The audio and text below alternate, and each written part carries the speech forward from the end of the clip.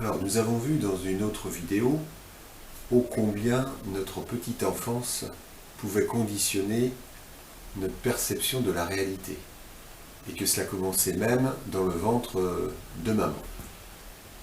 À 7 ans, le cerveau devient beaucoup moins perméable aux influences externes. Vraiment, les premières années de notre vie vont conditionner la perception de notre réalité, commencer à créer ce qu'on va appeler nos systèmes de croyances, de valeurs. Il faut être fort pour réussir. Ceux qui réussissent sont ceux qui sont endurants.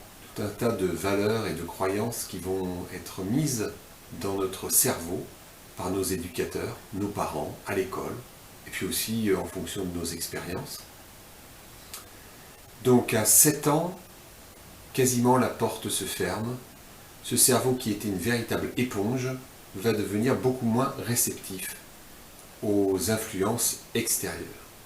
Ceci dit, quand vous écoutez cette vidéo, là, actuellement, vous n'avez pas la même réalité que vous aviez à l'âge de 7 ans. Elle a changé, cette réalité, au gré de vos expériences.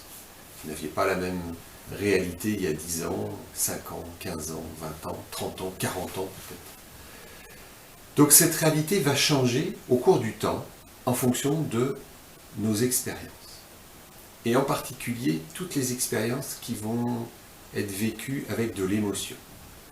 Quand je suis sous l'emprise de l'émotion, joie, peur, tristesse, colère, souffrance, eh bien ce cerveau non conscient, j'y reviendrai, ce cerveau non conscient devient accessible, la porte s'ouvre.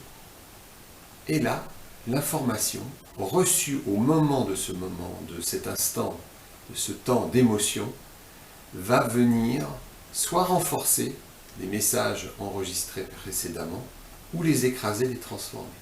Si bien qu'au cours du temps, eh bien, ma réalité va changer, mes croyances vont changer, mes valeurs vont changer. J'ai peut-être maintenant d'autres valeurs que j'avais, ou d'autres croyances que j'avais il y a quelques années.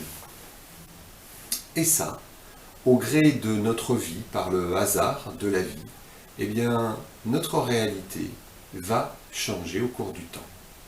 Maintenant, il y a un moment où on peut choisir d'accéder à ce cerveau non conscient qui conditionne énormément notre vie, avec ces systèmes de croyances, de valeurs.